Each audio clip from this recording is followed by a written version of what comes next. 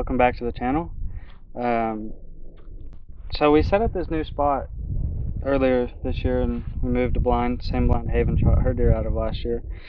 Moved it to the total other side of the property, and we had a protein feeder set up here. We just drug it out of the way. Then we had this feeder set up, which is probably 15 years old. It's just a homemade feeder. We've been having trouble with it. The lid's bent, it's blown over, cows have pushed it over, all kinds of stuff. Anyways, so instead of spending $1,200 on a Ranch King feeder like the rest of our feeders, because didn't want to spend that much right now, we bought a cheap Tractor Supply feeder that actually seems to be pretty nice. So it's a Field and Stream feeder. It's got the coon guard, little varmint guard on it. It's got a little plexiglass viewing window. It's actually pretty nice. It seems like it anyways. It's all metal. We didn't want to go with like a Academy one or something. Game winners are like half plastic and stuff. So it's got a little hydraulic arm. It says it holds 600 pounds, so we'll see. But overall, build quality is pretty nice, I will say. It's kind of light. It only weighs like 148 pounds, but of course once there's corn in there it'll weigh a lot more, so hopefully the pigs don't push it around. But yeah, so that's pretty much it on the design of it. I don't know about this latch system they have here. It's like a little spring and it just hooks on there. Maybe it'll be okay. We'll find out. So now, me and my lovely pregnant wife have to... That feeder's full of corn, or pretty full of corn, and the motor gave out on it. You can see the cows have been pushing against it, knocking some feed out of it. But we have to get all that corn out of there into here, and then I have some more corn to top it off if it needs it. It should need it. But that doesn't hold 600 pounds. So we've got to do that now, and then we'll do a setup, see how the timer actually works, set all that up, and make sure it's all good.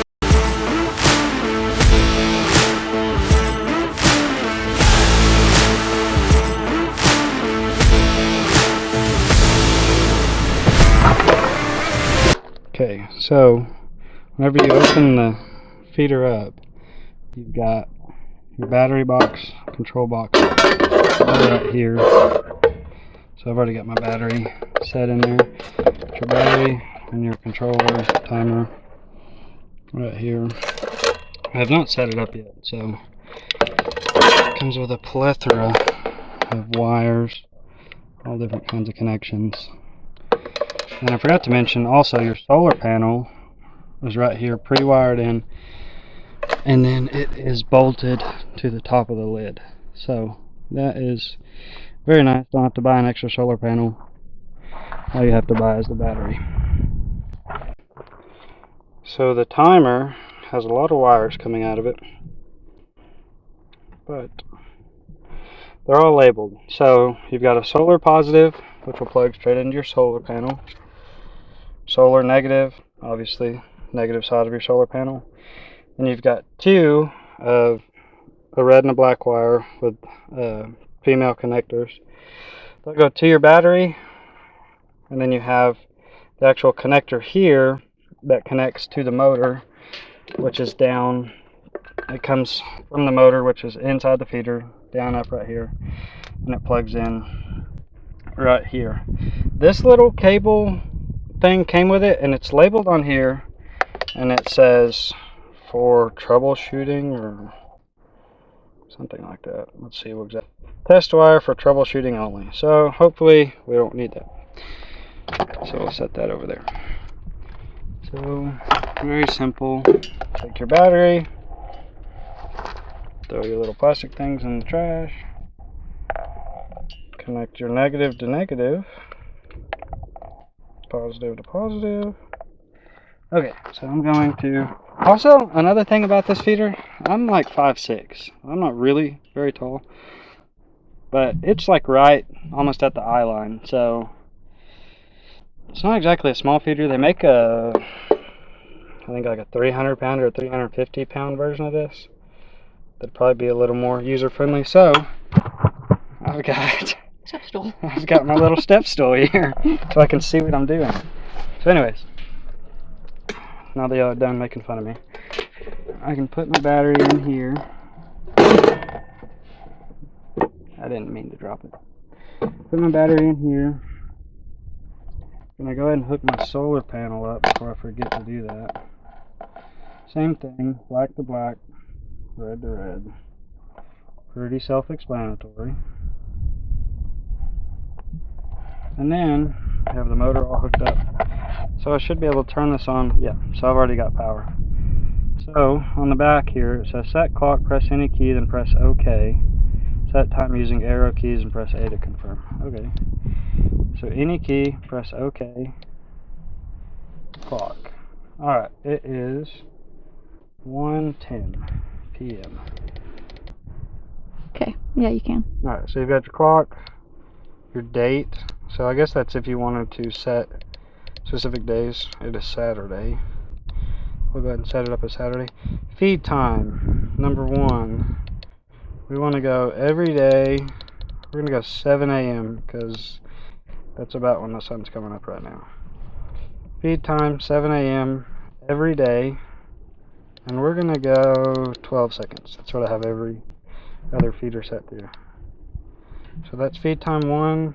Okay, go all through that. Feed time 2. Okay, there we're going to go 5:30 p.m.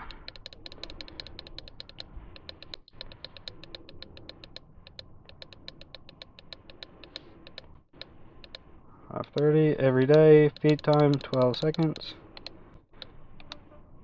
Alright, so that should be it. So we've got 7 a.m. It's our first feed time every day for 12 seconds. Crap. Don't press OK, it just makes you try to reset it. Okay, feed time 1, 7 a.m. every day, 12 seconds. Feed time 2, every day, 12 seconds. How many can you add? 3, 4, 5, 6. 6 feed times. It's pretty good. Okay, so then you have a test button and a reset button. So I'm going to back the buggy up because my lovely camera woman does not want to get sprayed with corn. So I'm going to back the buggy up and then we're going to test it. Make sure everything works good. And then we should be good to go.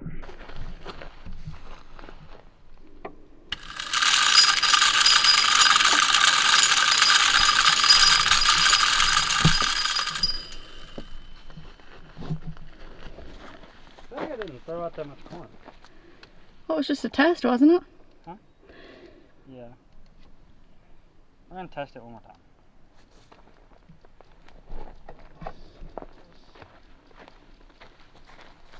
I will say it's very quiet.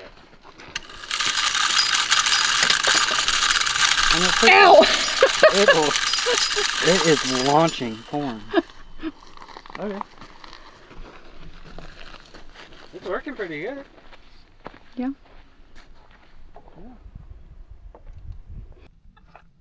Okay, so I'm not sure if I explained this very well. So basically your normal feeders would have like a cage, a wire mesh cage that comes right here and keeps the coons from being able to spin in there, get their paws in there, get your corn out. Basically keep that from happening over there. So this one here, whenever it feeds, this little plate comes down and that allows your corn to flow.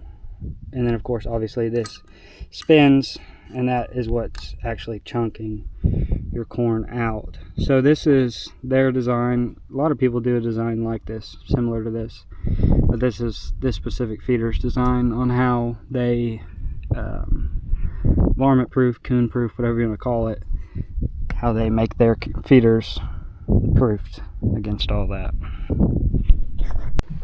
Okay, for I guess for just like a reference, this is what I'm kind of comparing it against. These feeders, I looked earlier, I think they're like $11.25 online. MB Ranch King. These are great feeders. I'm not saying they're not great feeders, but I didn't want to spend this much money on another one. We've already have a couple of these. We've had them for, I don't know, probably 7-8 years, and never really had a problem.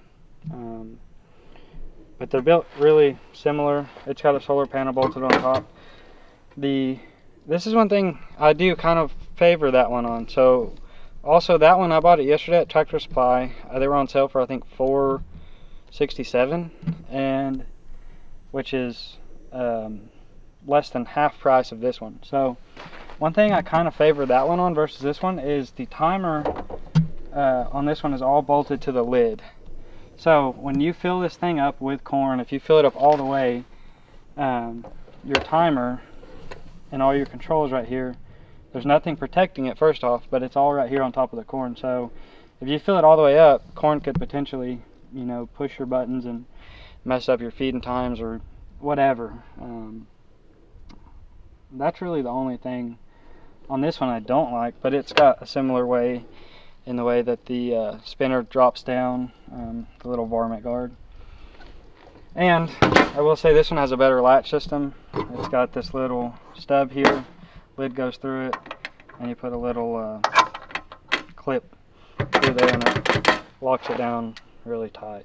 But and it's 5'6" friendly. Yeah, and it is also quite a bit shorter, obviously, as you can see. So it's a little easier to fill it up. The other one's not bad, but this one's just a little bit shorter. But this one's supposed to be a 600-pound feeder too also, but it seems like it's a little smaller. Maybe that one's a little bigger, I don't know. I haven't ran this thing fully empty in a long time to fill it up from like a dry state all the way to see if it actually holds 600, but I don't know, this one's all screwed together here. It's all screwed together, that one's welded. So I don't know, it's kind of a, we'll see how well that one lasts. Obviously, like I said, these have lasted a long time. But is that one better than this one? For less than half price?